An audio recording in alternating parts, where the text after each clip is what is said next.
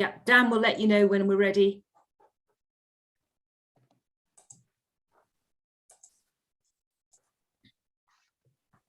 Okay, I think it's time to kick off then. So good afternoon, and I'd like to begin by welcoming those members of the public and press who are watching the live stream of this meeting via Cambridgeshire County Council's website. There is always a risk that we may run into technical problems, and I would ask for your patience if we do. Should this occur, I will declare an adjournment while the fault is addressed and the public broadcast will be paused. It is not possible to address the fault. If it isn't possible to address the fault, the meeting may be abandoned until such time as it can be reconvened. Can I remind members and officers that all virtual meetings are being recorded and that the recording of this meeting will be published on Cambridgeshire County Council's website. So could I begin, please, by calling the names of all members of the board to establish your presence for the record. Councillor Fitzgerald. We have silence there. Councillor Handley. Present, Chair. No. Councillor Howard. Good afternoon. Sorry, did you hear me? Bill Handley, I'm here. Sorry. Can you hear me? Councillor Howard, you didn't unmute, I believe. I am unmuted, so if you're not hearing me, there's a problem. Still on mute, but I can see you. Not on mute. No, Everyone hears me. It's a problem at your end, Irene. Sorry, people are shaking their heads. Then there's something technically wrong my end. Yes. Yeah. Okay. This is the first time it happened. Very upsetting. So what I'll do is I will go out of the meeting and come back in again, and that may solve it. So if you wouldn't mind waiting. Irene, we can hear you and we can hear Richard. I think it's just that possibly you can't hear Richard for some reason. So, no. I don't think she can hear any of us, Charlotte. No, don't you? You couldn't hear Councillor Handley either. No, okay.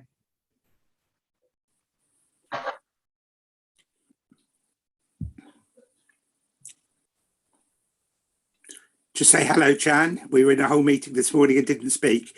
So I know. just we're in a whole meeting and don't speak. I'm going to say hello to you now. Hi, Richard. How are you? You're right. All good. And to any members of the public watching, that shows how local government and the health service is working closely together. And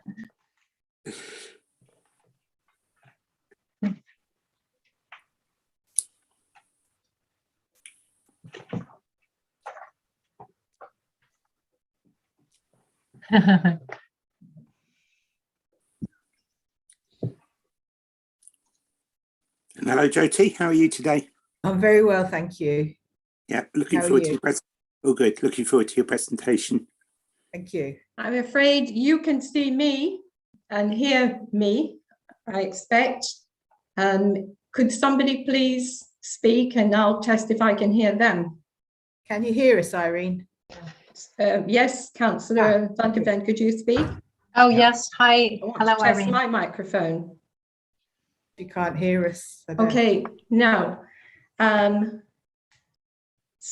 try one more device, and if that doesn't work, I think what we'll need to do is take advice and whether I ought to perhaps hand the chair over to Councillor Van der Ven, who can be heard.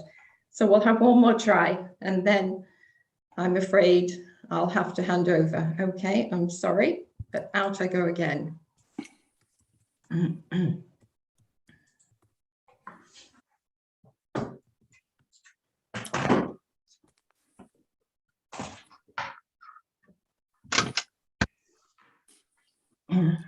Stuart, how's Healthwatch doing? As we've got some more moments. I'll unmute myself. I trust you can hear me. As can the public, so make Yeah, sure no, that you're aware of that. We're all fine. Richard, I've just come out of an interesting meeting, which is bringing all the chairs of our various forums together, which is talking about the agenda that the public want us to bring and who wants to attend those meetings. You know, our 4 forums, which are split across the county. I mean, one of the interesting thing is that we have guests from many of the organisations sitting here. And one of the things I worry about is their time turning up at 4 different meetings. But on the other hand, having attended the meetings myself, it's quite interesting that you get different views, for example, from Fenland to South Cambs to Peterborough. So there is value there, but it's something we're thinking about, Richard. I thought your input in the ICS meeting this week was really good. Thank you. Thank you. I've got a little bit of feedback on this meeting when we come round to it as well. A couple of things that you've raised that are actually, you know, now off our agenda, which is always, you know, pleasing that you raise something, and then we note that we're getting less communication from the public on it. So that's always very pleasing to see. I wonder how Irene's getting on. Yeah, I'm just wonder if we ought to work through the formalities as our time is limited. Does that make sense? Shall I just pick up? Good idea. I think we were doing the attendance. Oh, well, okay. Yeah, I'm just going to keep going until I see Irene back. So Councillor Fitzgerald, you're in luck because we're redoing the attendance and you're now present. So we have Councillor Fitzgerald, we've already confirmed Councillor Handley, Councillor Howitt, myself, Jyoti Attri, Director of Public Health. I'll let you indicate your presence. Gary Howsam. Yes, I'm present. Lewis Camphor. Louis sends his apologies, Susan. Okay, Jan Thomas, yeah. Present. Stuart Francis. Present. John Peach. Hello, present. Councillor Walsh is on her way back and has already been here, so she ticks that box. And then we've had apologies from Charlotte Black, though I see Charlotte here. I am here, yes, Susan. Yeah. Adrian Chapman, apologies. Daryl Preston, but welcome to his deputy, John Peach. And we've just said hello to, and apologies from Wendy Ogle-Wellborn. Great, well, we got one thing done. Welcome back, Irene. Hello, welcome back. Have you started sharing, Susan? Because if you haven't, you might as well continue. I've just done the attendance, and you can pick up now on declarations of interest. Okay, thanks very much, and apologies to everyone. You always give this little talk at the beginning and you never expect it to actually happen. Well, there it has. So, okay, we've had attendance, and are there any apologies for absence? We've done that as well. Done apologies. Okay, so we're on to declarations of interest. Okay, there are no declarations of pecuniary interest or non-statutory disposable interest, I'm assuming. Okay, right, on to the next item. We're being asked to approve the notes of the meeting on 26th of October 2021 as the correct record. Can I ask if anyone who does not agree with this proposal to use the raised hand function now? No, well, we seem to be all right with that then. Okay, so on to item 3, public questions. Have any public questions? No, Chair. No. Okay, and then on to item 4, update on epidemiology from Jyoti Attri.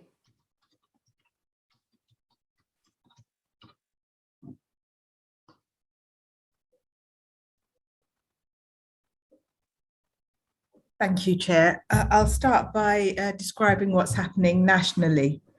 The first chart that you see there on the left indicates the numbers that are testing positive, and you can see there's been a sharp decline since the beginning of this year. That needs to be interpreted with caution, because that is at least partially due to changes in testing policy, and the removal of the requirement for confirmatory PCRs is likely to be partially behind the sharp decline that we're seeing there. Deaths are pretty stable at the moment, and patients admitted, there appears to be a small decline nationally in the numbers of patients who are being admitted.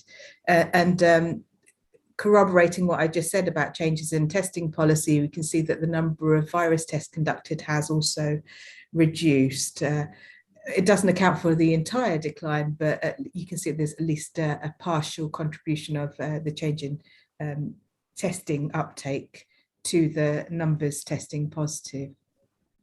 And if you look at the map, you can see purple and darker purple pretty much across the country, and the scale there doesn't really do that justice, because we do have rates as high as 2,000 per 100,000 across the country. Locally, we are also seeing a decline in the numbers testing positive, and again, the issue in terms of testing uptake also is relevant for us locally. And we're seeing a decline in the numbers testing positive for all ages and the numbers over 62. Fenland, Cambridge and Peterborough all have high rates, particularly Peterborough at 1,400 per 100,000. This is showing the variation in testing over time, and the highest peak. Can you see my arrow? Hopefully you can see my arrow there. That is the 4th of June and corresponds with people returning to work after Christmas and children returning to school. So we saw a peak in testing uptake around that time. And that also had the impact of inflating the numbers that tested positive. And then we've seen a decline in testing after that, as you would expect, because when kids returned to school, that led to supervised testing, which has then declined after that's been done, the round of that has been done. Also to note is the change in testing policy, which happened on the 6th, that's around here. And as soon as announcements are made, you do see a change in behaviour, even though the policy change didn't get implemented till the 11th of January. So clearly that has also had an impact on our testing uptake locally. And the line here is the date from which the announcement was made, and you can see a sharp decline in the numbers testing positive after that date.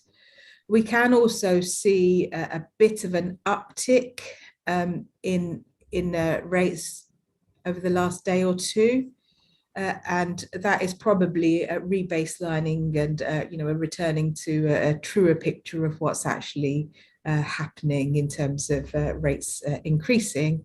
And you can also see a small uptick in some of the over 60s rates. And if you compare what's happening now in January 2022 to what happened in January 2021, you can see how much higher the positivity rate is at the moment compared to the January peak. So to try and account for the unreliability in the data that I've just shown you because of changes in testing policy, what I'm showing you here is the National COVID Infection Survey and the estimated rates that come out from that. This is more reliable because it's based on a random sample and all participants must PCR test. And in the east of England, we can see a small decline in the rate of numbers testing, percentage testing positive, but nowhere near the sheer decline that I showed you in the earlier graphs. And that does, of course, mask variation, and we will have variation across our districts and by age groups, with Peterborough, as I showed you earlier, having particularly high rates. This is showing trends by age, and we can see a declining picture for the the adult population, really all ages of the 20+ population, but a rising picture. So this is Peterborough. You'll see a similar picture for Cambridgeshire in a moment, but rising rates for children in schools, particularly sharp increases for the primary school age groups, and we're now seeing increases in the under 5s as well. And we've got very little we can do. We don't have vaccination for that age population. We've had the removal of Plan B, so face coverings were never implemented in primary school anyway. So we've got very little in our armoury to try and prevent that spread. And a similar picture here for Cambridgeshire, a sharp rise in the 5 to 9s and also in the under 5s. Hospital admissions are also creeping upwards. They're not as high as we were preparing ourselves for. We thought this could be a much worse picture. And given what I showed you in terms of rates in January 2021 compared to January 2022, you can see there's clearly a much higher ratio of cases to hospitalizations now compared to the January peak. Vaccination must be playing a part in that. Deaths remain pretty stable and quite low at the moment. We've had 10 deaths in Peterborough and 32 in Cambridgeshire in the last month. There's some good news in terms of vaccination coverage. So vaccination coverage is still, this is the booster dose, continuing to increase. We're at about 60% coverage across the whole of the area, but Peterborough and Cambridgeshire continue to have much lower coverage. And of course, there's a cohort who have not yet become eligible and who will become eligible over the coming weeks. So that these figures don't adjust for that fact. We're also continuing to see an increase in first doses, and I think this is really good news and indicative of the hard work that Adrian and his team have done and other colleagues have done to address vaccine hesitancy. And I think it's worth persevering with our attempts, because we are seeing increases in uptake in first dose, although Peterborough and Cambridgeshire continue to lag behind. This is showing coverage for 12 to 15-year-olds. And again, we are continuing to see a steady increase in the coverage of 12 to 15-year-olds. I think the interesting thing to note here is that Cambridge rates are above the national average, whereas Peterborough continues to be well below the national average and the average for the rest of Cambridgeshire. And I think that's indicative of the fact that the denominator is probably playing a part in the low vaccination coverage in adults that we're seeing across Cambridgeshire. So, some of that will be to do with inaccuracies in the denominator at least. So in terms of, what does this all mean? The fact that we've got really high rates in schools is causing disruption. It's causing disruption to education. It's causing anxiety to teachers and head teachers and parents. And if classes have to close, and we have had to close classes, it does have an impact on the wider workforce and key and critical workers. And we're expecting that position to worsen over the coming weeks. We're expecting rates in schools to increase, and Omicron is the predominant variant across Cambridgeshire and Peterborough, as it is across the country, and it hasn't really hit the secondary school population yet. Secondary schools had very high rates of Delta in the lead up to Christmas, but we haven't seen the impact on Omicron in secondary schools. yet. As I've shown you, we've got increasing rates in hospitals, and that coupled with high community prevalence is also impacting on staff absences, and together those factors are putting hospitals under immense pressure. Omicron is proving not to be as severe as Delta, particularly in the vaccinated population. And the fact that we're seeing milder disease is also impacting on primary care with more people going to primary care with Omicron. We are seeing a number of outbreaks in care homes, and they are now starting, some of them are now starting to be fairly large in scale. And of course, that's concerning because they are a vulnerable population. And particularly with the removal of Plan B, more so now than ever, I think vaccination has to be the mainstay of our response to COVID and Omicron as we move forward. I'm happy to take any questions that you may have. Any questions for Georgie on the presentation?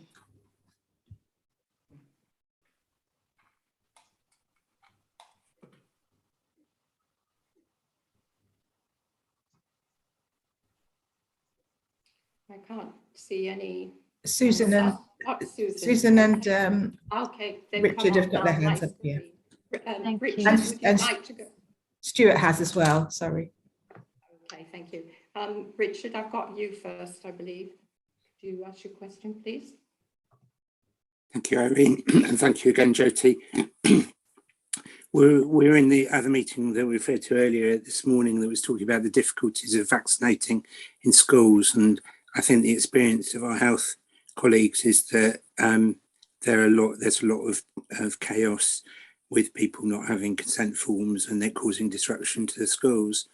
Have you got a view about how it might, any way that we could vaccinate those 12 to 15-year-olds in a more efficient way from the point of view of the resources of the health service, but also from the point of view of the young people and the parents and the families?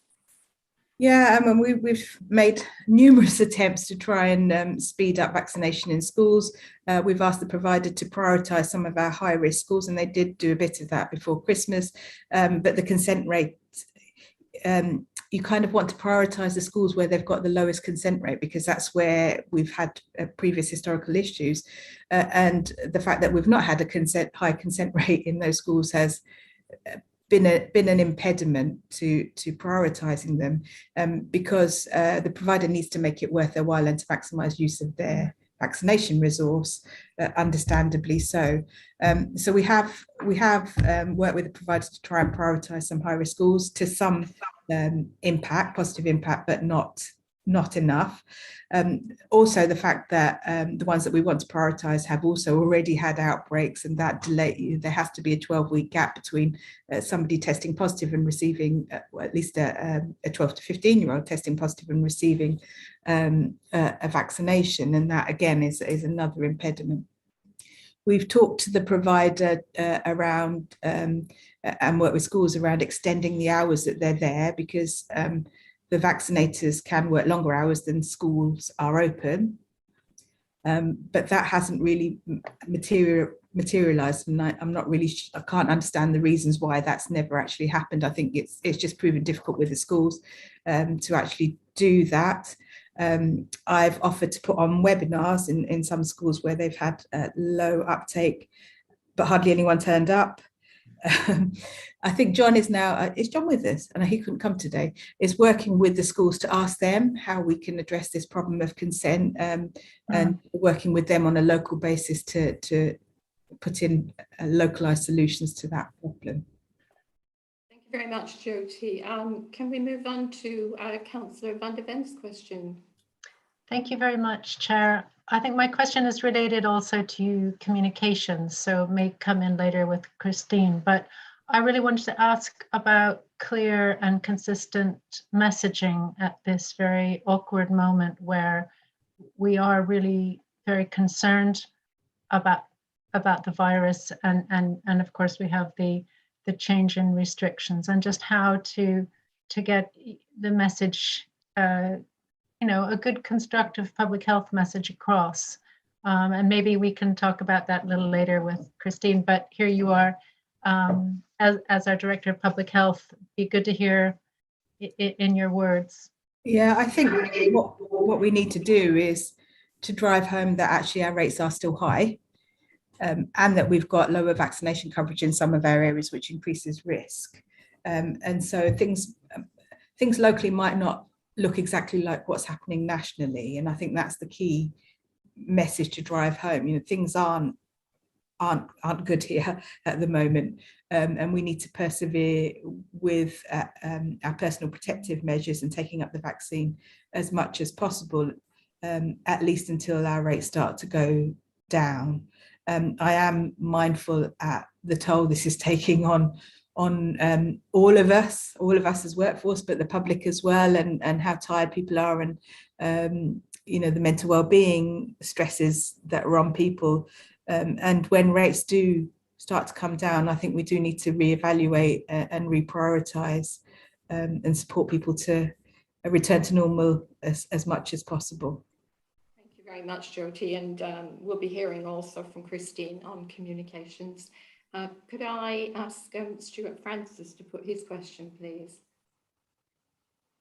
Thank you, Chair. A bit of information to report. Healthwatch did raise concerns regarding vaccinations for the housebound and people with learning disabilities, but I can tell you these have vastly receded in the last month. So thank you. I think that's really good news.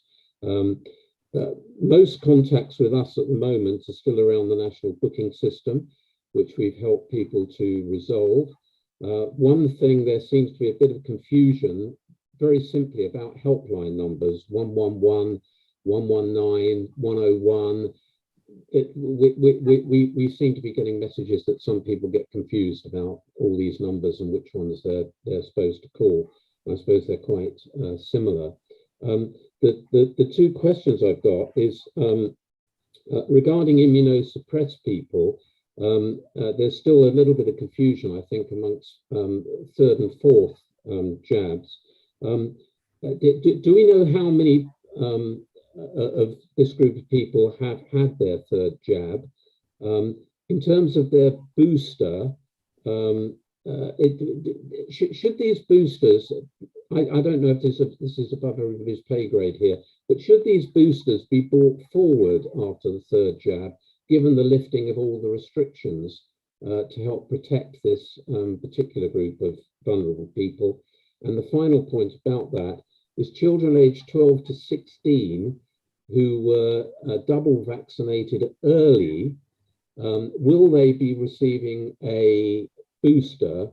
That's those children who are living with immunosuppressed people who were given vaccines early for that reason. Those are my questions. Thank you very much. I think I'd probably ask Jan to respond to much of that. Yeah, well, Jan is, I believe, next on the agenda in any case, so I think she could cover that in her presentation as well. Thank you. Is there anything, Jyoti, that you ought to be covering there? No, I think most of that actually was for Jan. All right, thank you very much. Can we move on to John Peach, please, and to put his question? Hello, Irene. Thank you very much for your presentation. Found it very interesting, and it's good to hear that things are probably going in the right direction, both in Cambridgeshire and in the country. I was just wondering, given that we're sort of midwinter now, if you've heard of any other new variants coming our way. I know the previous one came from South Africa and gave us a bit of notice, because obviously, you know, after about a month or 6 weeks, we'll be out of the worst of the winter, and hopefully in a better situation where people will be outside a little bit more. We had a Health Protection Board meeting yesterday, and I did ask UK HSA colleagues that question, and they reported that there were none on the horizon at the moment to be concerned about. Okay, thank you very much. Thank you. Well, I think we can thank Georgie at this stage and move on to the next item on the agenda, which is item 5, vaccination uptake. And could I ask Jan Thomas, Accountable Officer at the CCG, to introduce this item, please? Yeah, good afternoon, everybody. So I'm going to focus on a couple of specific areas, if that's okay. But Stuart, if I don't answer your question fully, just let me know as I'm giving these. So if we look at the number of patients, the number of people that are registered with GPs, and we look at the population that we are trying to vaccinate, we're looking at about 835,000 people. And in that, obviously, we have a large group sitting just shy of 120,000, being below 19 to age 10. So you've got a cohort of over 700,000 people. When I look at the first dose data, and the reason I'm focusing on the first dose data is we've spoken a lot about boosters, which is great, and I'll come on and give you that information shortly. But I want to focus on currently, as I look at our 835,000 number, there is just above 150,000 people who haven't had a first dose. And I think that although that when I look down the groupings, and we are delighted that, for example, we are over 90% of people over the age of 80, over the age of 70, and over the age of 65 with people with their first dose. But we do, as we go down the younger cohorts, have less percentage coverage of those people for their first dose. And I think it's the most important thing to say up front, because we know the data on hospitalizations, we know the data on those getting into difficulty now, being in intensive care, is mostly people who have not been vaccinated. And if they have been vaccinated, they haven't had their booster. It is becoming increasingly rare for somebody who is fully vaccinated to end up in intensive care. So, and I think we as a board need to just keep reminding ourselves of that 150,000 number, because there is a huge amount of community work going on. There is also a huge amount going on to make sure that we have up till now made sure that we could provide all of the volume, all of the capacity we need to make sure everybody could get a vaccine. So as I look at the cohorts not having their first dose, in the 30 to 34 year age band, we still have a third of people needing their first dose. And I think that's quite important. And that is, it's about 29,000 people that still needs it in 30 to 34. It's about the same for the 25 to 29 year old cohort. And it's actually less than that for the 20 to 24 year old cohort. So I think that age band of 25 to really 35 is something that we've got to pay some more attention on going forward. If we look at then the drop-off rate, if I can say it that, from first vaccine to second vaccine to third vaccine, actually, because of the timing, it's difficult to get the analysis.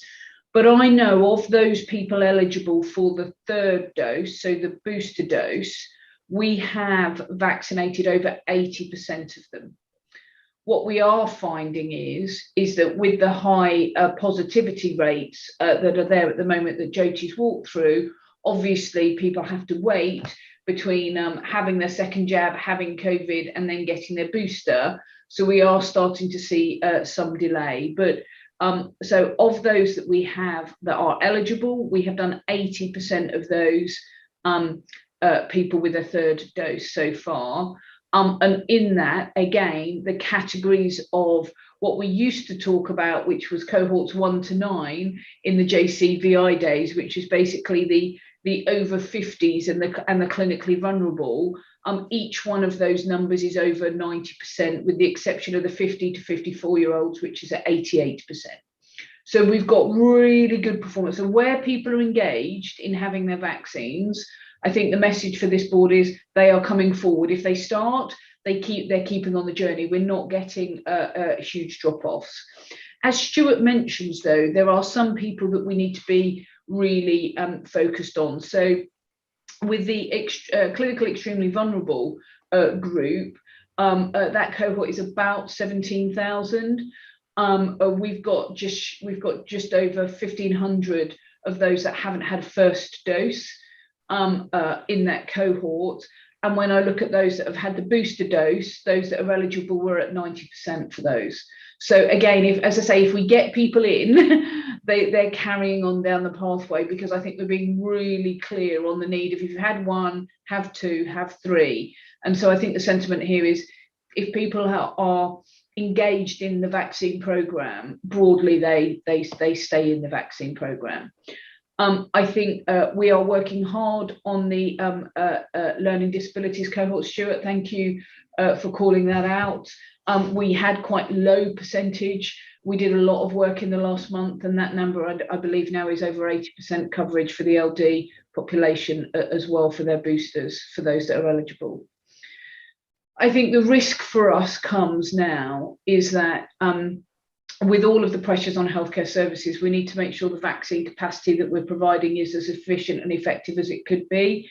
So we are going from, you will remember, I think, a message which was, this is about volume and setting up huge amounts of capacity.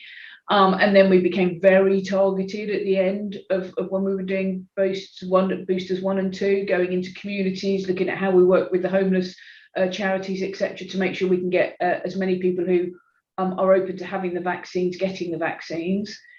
And now we're in that same cycle. We've had a surge of big capacity, and now we are back, dare I use that phrase, on the bus, and really trying to get in those communities. So there is, for example, out in Wisbech today, there's a really good initiative going on with linking with the homeless charities, where we've gone out and sent people to make sure that we capture people who wouldn't ordinarily maybe access some of the services that we are providing.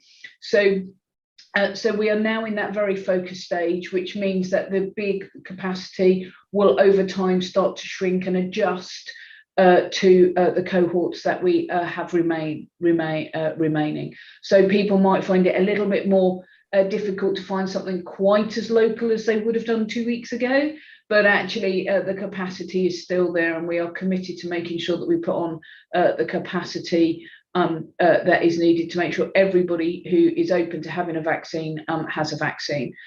Specifically, I'm going to see if I can drag Gary in a little bit on this one, on the 4th dose issue, and particularly with the clinically extremely vulnerable immunosuppressed. And I wonder if Gary, you've got anything to add from what I've said.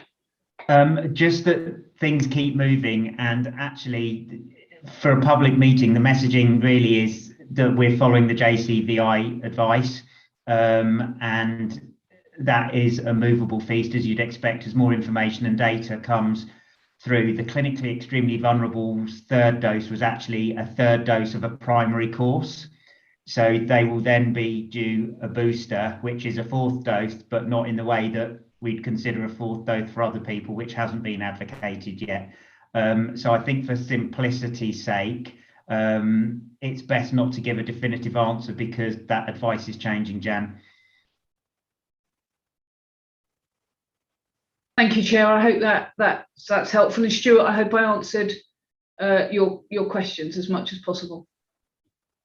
Thank you very much, Jan. Stuart, are you happy with those answers, or do you have any further questions for either Jan? I think that's extremely positive news. The one question which I'm not sure I appreciate Gary's point, is the question about 12 to 16-year-olds having a booster, those who lived with an immunosuppressed person. I don't know. We've had some questions about that. I don't know directly, Stuart. I'd have to get back to you on that one. Thank you. Are there any other questions? I'm just looking on the screen for yellow hands. I don't see questions. Right, Gary, would you like to add something? I would. I'd just like to reiterate what Stuart was saying about the learning disabled and the housebound patients, because we had a massive push as we accelerated the booster campaign before Christmas. I think we need to explore applaud all of the agencies that were involved in that. There was obviously a huge focus from general practice again on these cohorts, but the step change in numbers has been really very impressive. So I think we should note that was significant progress in a very short period of time in the last 3 weeks of December. Thank you, Chair. Right. I can't see any more hands at the moment. So I think if we move on now to Christine Birchall's presentation on communications.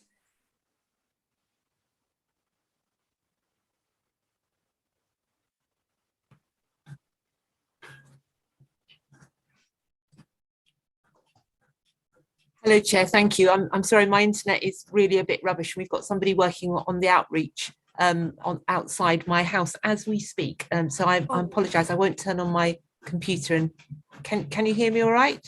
Yes, that's fine. You're loud and clear. Yes. Yeah. Okay. Right. So great. So I'm doing both the communications update and I'm also doing my world famous impression of Adrian Chapman, who gave his apologies because we've got a bit of an update about some of the vaccination work and some of the particular work that we are doing in communities, which does link very well into what Jyoti and what Jan have just updated the board on. So just before Christmas, the government made available a new grant for particular local authorities who were struggling with low uptake of vaccination, and both Peterborough City and Cambridge City put in bids, and we were both successful. So Peterborough was awarded £485,000 and Cambridge City £291,000. And what I've got, I know that there is a slightly different focus for both of these areas and what they're going to do with the money. But we know that, and you've seen from Jyoti's slides earlier, that there is lower than average take up in both those areas. And we are seeing in the areas of most urban deprivation, there are low take ups. We have, in fact, in Peterborough, some of our MSOAs, our multi-super output areas of around 5,000 households, some of the most deprived. There is less than 40% uptake of vaccination, even first vaccination. So in Peterborough, the money is very definitely going to be focused on community activities and on community champions who hitherto have been working in a voluntary basis. We are putting those on a firmer footing because this money has to be spent by, or committed at least, by the end of July. So a lot of that money is going into actually targeting community coordinators in 8 of our most deprived MSOAs.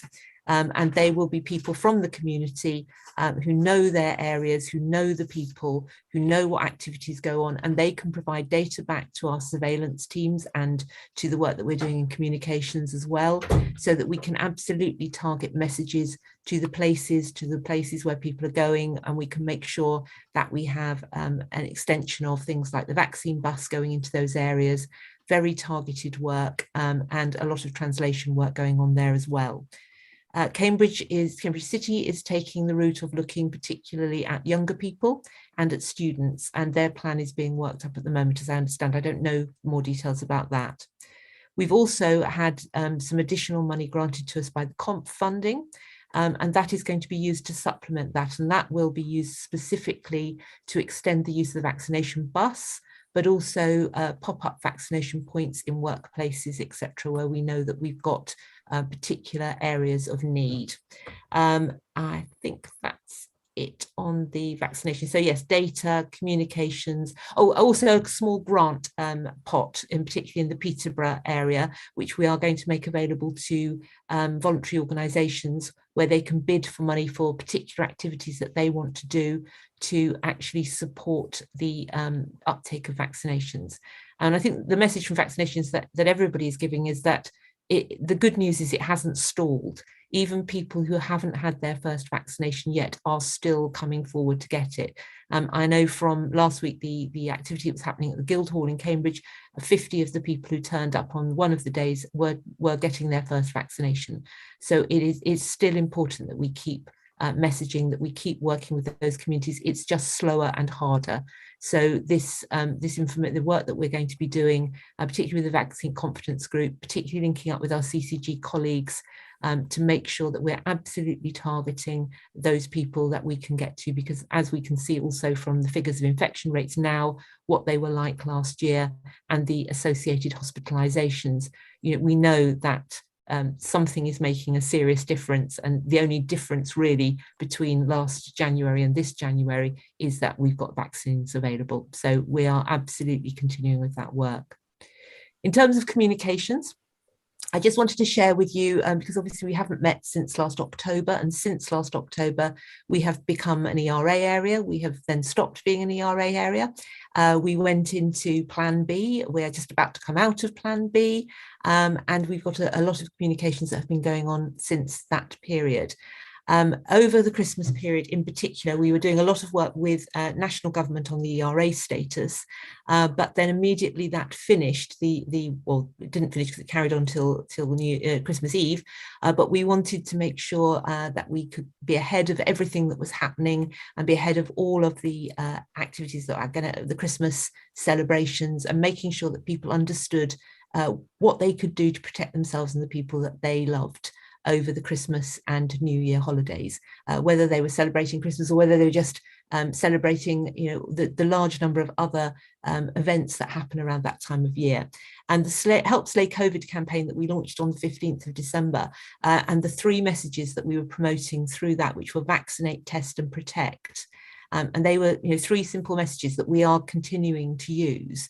Get your vaccinations, all your boosters, including your flu, test, and report your testing, and protect people by taking the very sensible public health measures that you can do.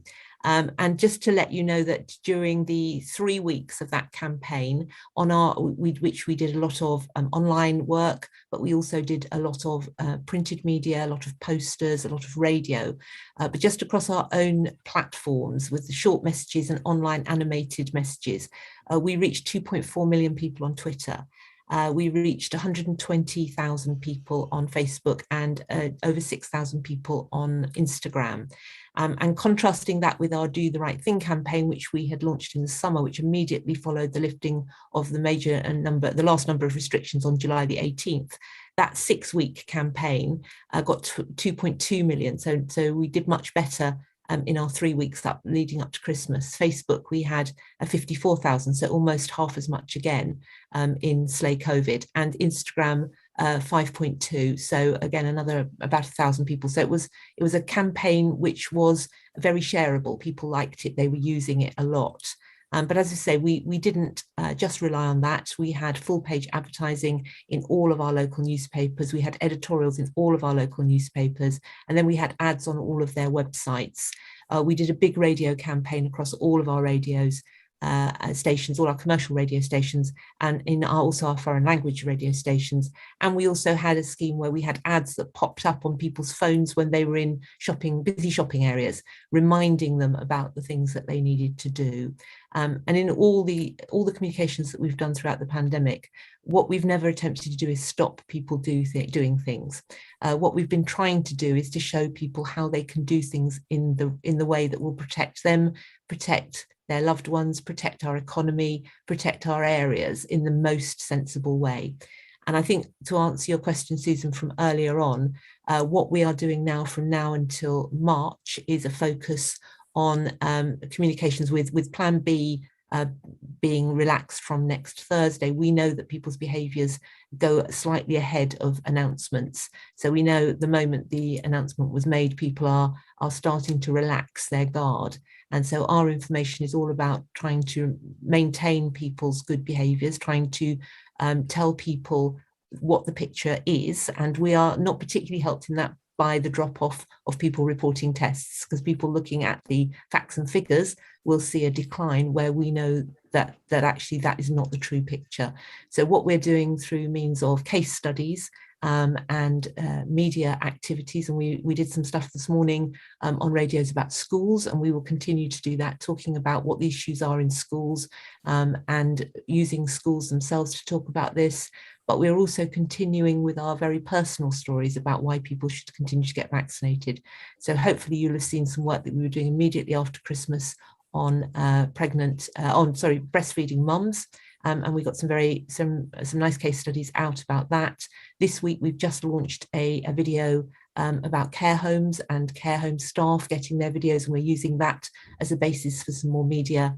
And we are also doing some particular work around the consent issue for school children, and that is talking to parents about why they have agreed to get their children to vaccinate. We've done everything else. We've sent letters home from Jyoti and from John Lewis, our Director of Education, and they've gone home with schools in various different languages. As Jyoti said, we've offered webinars for people, but we get low take up on that. So what we're doing now is a campaign of parents themselves talking about why they agreed to get their children vaccinated. So we're hoping to use those stories.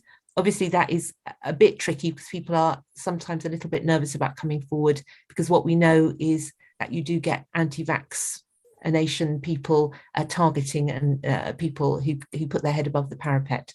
But we are making sure that we will take steps to protect people's addresses or surnames, things like that, to make sure that we can get real people's stories out.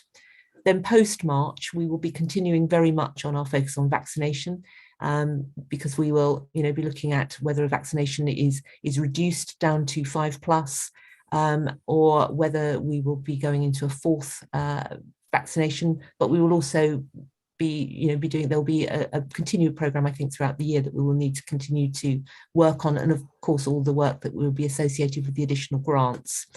But we're also going to be working on sort of living with COVID becoming endemic. And that will be a particular focus on communities. And we're just working that up at the moment.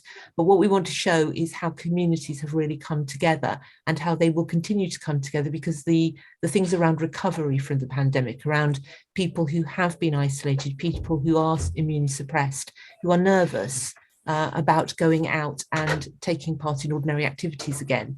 And we want to show some of the really marvellous work that's going on to inspire people, but also to help communities replicate what's going in some areas into their own areas.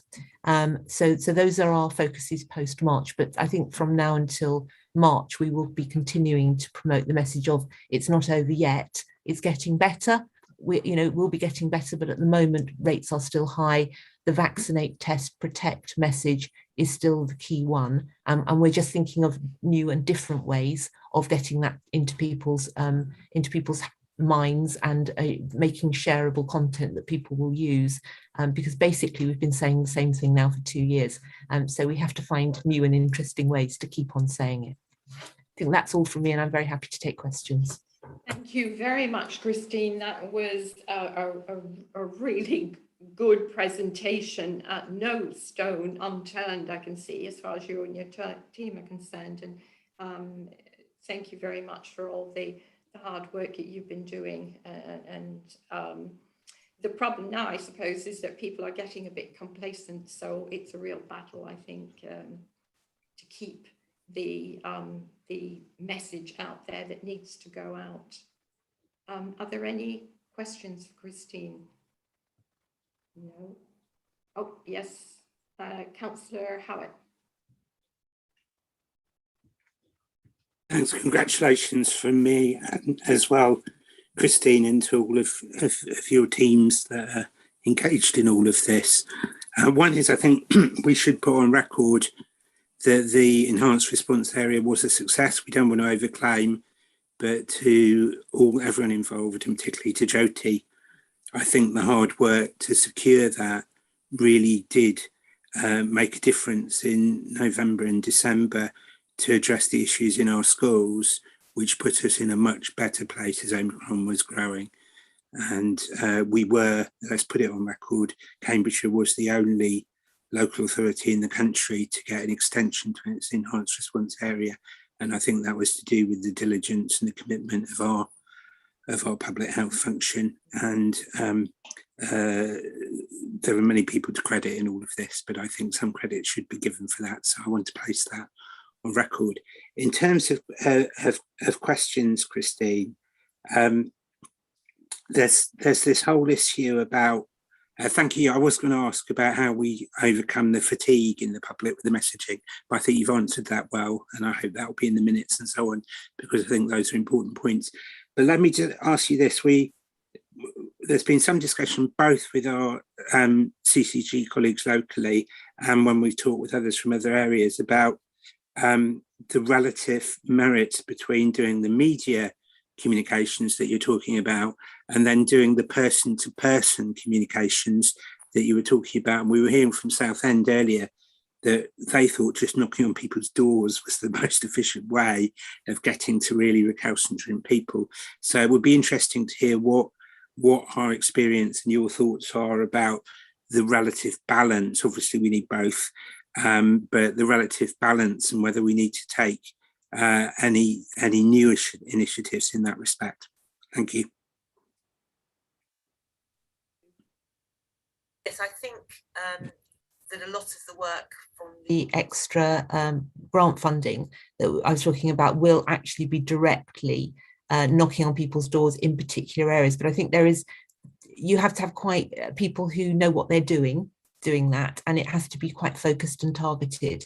And I think a lot of the more general work that we do is about getting to the advocates, the people who talk to the people whose doors you're knocking on, the people who influence them, and the people who they will follow and try to emulate. So I think it's a bit of both. I think the very targeted work is absolutely right.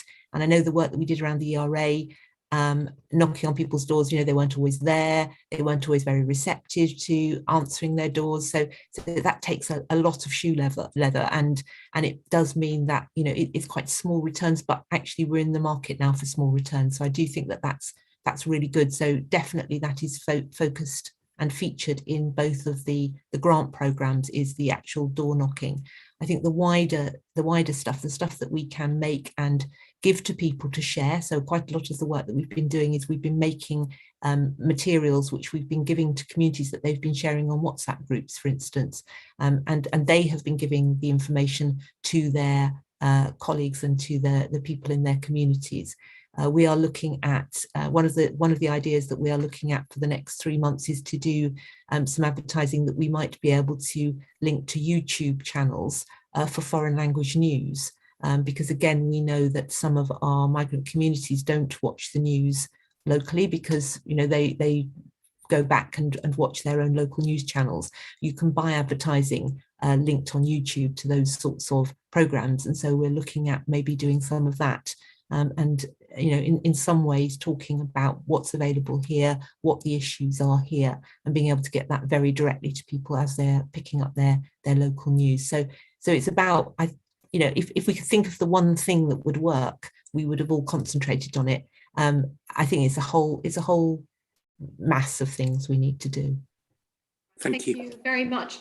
I can see that Jyoti has her hand up. I think, did you want to add something to that, Jyoti? Yes, please. I know we've had more than our fair share of the National Surge Rapid Response Team resource already, but we are actually trying to secure a bit more of that resource.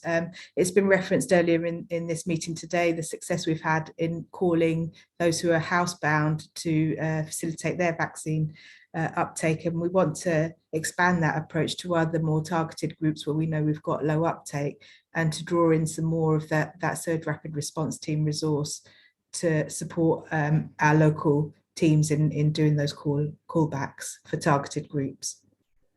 Thank you very much. Gary Houston, your hand is up. Yeah, thank you. So I just wanted to say thank you to Christine for the team's efforts. I think it's been phenomenal work over the last few months, and at the CCG, we're glad we've been able to liaise so closely with your team and play our part. I also think it's worth acknowledging that as restrictions change, the public's behaviour, we need to celebrate the good common sense of the people of Peterborough and Cambridgeshire, because actually, whatever the rules have been, people have been exercising good common sense to look after themselves, their families and the ones they love. And as restrictions change, I think we've got a really important role through our communications to keep people informed. As we do with many other health issues, if we give people the information, then they're able to make sound choices for themselves. And I think that should be a focus of our work going forwards. We may well move into other periods of restriction, but we may not. But over the coming months, I think it's important to give people the information they need through whatever channels we can, so they can continue to exercise the good decisions that they've been making over the last 2 years. Thank you, Gary. A really good point. That okay. I'd like to say thank you to actually everybody on the Warn and Inform group, so all the communicators across the whole patch, so all of our district council colleagues, all of our CCG colleagues, health colleagues in hospital acute trusts, the communications teams in Health Watch at the PCC, everybody. It's been an effort from all of us. You know, I pop up and tell you about it, but we're certainly not doing it all. But we rely on very heavily on all of this and the work together and the pulling together of the case studies, people making videos, people coming up with really good ideas, and it's been a very good activity communications wise, I think, across the whole patch. Thank you very much, Christine. Yeah, it's been a real team effort, I think, and will continue to be. Well, turning now to item 7, the impact on the economy. This is of great concern to us all. I apologise that we're running slightly over time, but I think it's important that we do give time to this item. So we have Val Thomas, who will be giving us a presentation on that. Thank you, and I will keep it very brief. And just to say, this isn't a formal economic report. There are many national, regional, and our own combined authority has done a number of reports, but it's very much about feedback from, well, my team. I'm working very closely with environmental health. I've worked for the past 2 years with a whole range of workplaces from across Cambridgeshire and Peterborough. And we've watched them and worked with them in their response to the virus.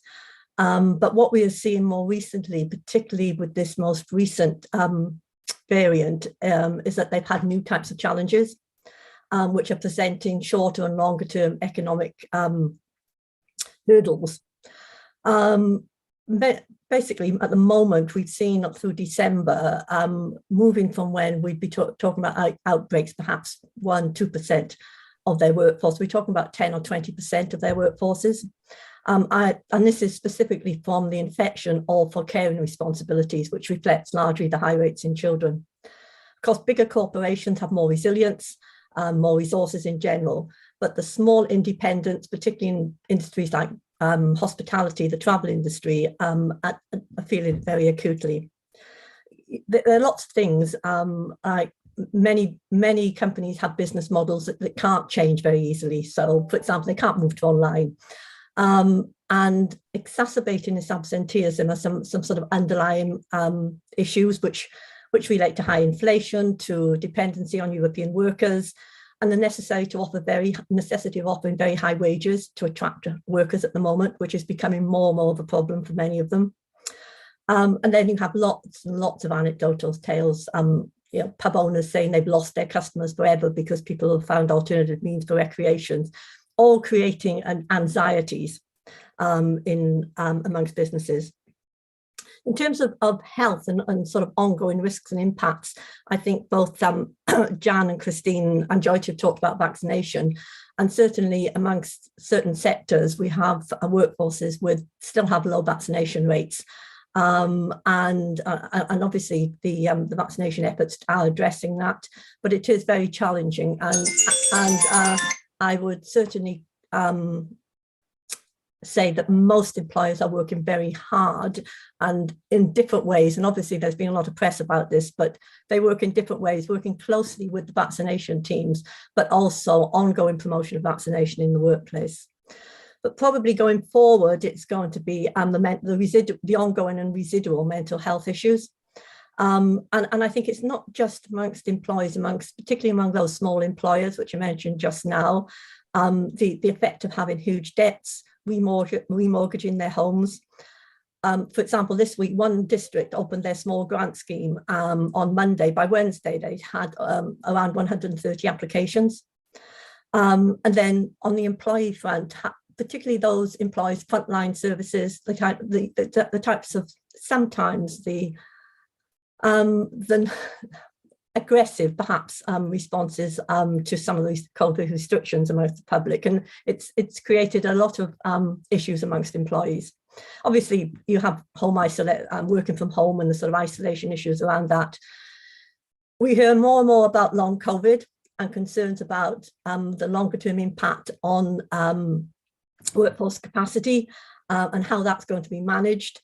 And then other things linked with mental health, alcohol misuse, physical activity, poor diets, all working to create a lot of concerns about how the long-term impact of health amongst our working age population.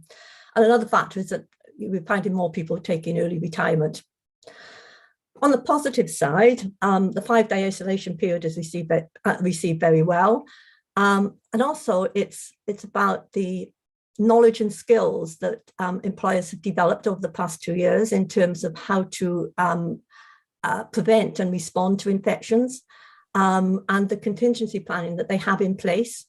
If we go through another situation, for example, where we have a new variant, and it's having those plans in place enables them to go forward and focus on their priorities. And also as investment opportunities arise, it enables them to run with them. And obviously, I mentioned just now, there have been a lot of reports, but more recently, the Combined Authority report on economic recovery in Cambridgeshire and Peterborough, I think was largely positive. This is in December, it was an externally commissioned report, and reporting that growth was very good, but it was still very complex. It varied across sectors, and very much it resonates very well with us who are there every day talking to employers.